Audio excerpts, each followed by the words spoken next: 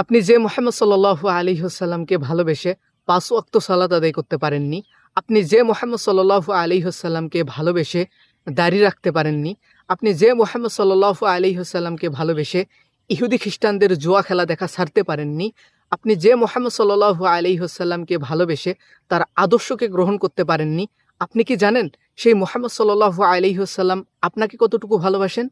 না, আপনি জানবেন কিভাবে? আপনার আইডল তো হচ্ছে ইহুদি, খ্রিস্টান, নায়ক, গায়ক, মেসি, নেইমার। আপনি তাদের সম্পর্কে যতটুকু জানেন, আপনি মুহাম্মদ সাল্লাল্লাহু আলাইহি ওয়াসাল্লাম সম্পর্কে ততটুকু জানেন না, অথচ আপনি মুসলিম। মুহাম্মদ সাল্লাল্লাহু আলাইহি ওয়াসাল্লামকে ভালোবাসার অসংখ্য কারণ রয়েছে। তার মধ্য থেকে আপনি একটি ঘটনা শুনলে আশ্চর্য হয়ে যাবেন। প্রত্যেকটা নবীকেই একটি করে বিশেষ দোয়া দেওয়া হয়েছিল, যে দোয়াটি করলেই আল্লাহর নিকট কবুল হয়ে যাবে।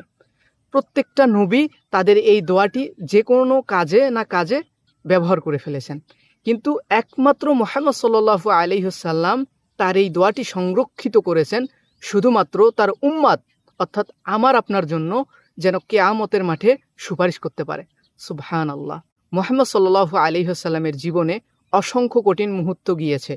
তিনি চাইলে সেই সময়ে সেই দোয়াটি ব্যবহার করতে পারতেন, কিন্তু তিনি সেই সময়েও সেই দোয়াটি ব্যবহার করেননি। যখন মক্কায় কাফের মুশরিকরা তার উপর অত্যাচার করলো, তাকে হত্যা করতে চাইলো, তাকে তার মাতৃভূমি ছাড়া করলো, তখন তিনি চাইলে সেই দোয়াটি ব্যবহার করতে পারতেন।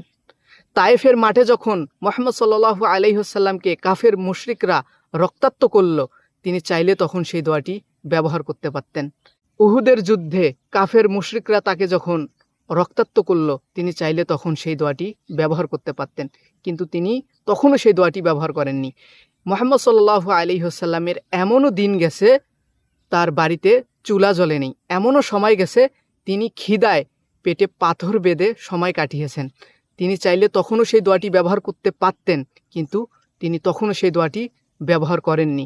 একমাত্র এত কষ্ট দুঃখ সহ্য করে এই দোয়াটি সংরক্ষণ করেছেন একমাত্র তার উম্মাত, অর্থাৎ আমার আপনার জন্য। অথচ দেখুন, সেই মুহাম্মদ সাল্লাল্লাহু আলাইহি ওয়াসাল্লামকে আমরা ভালোবাসতে পারিনি, তার আদর্শ ভুলে গেছি।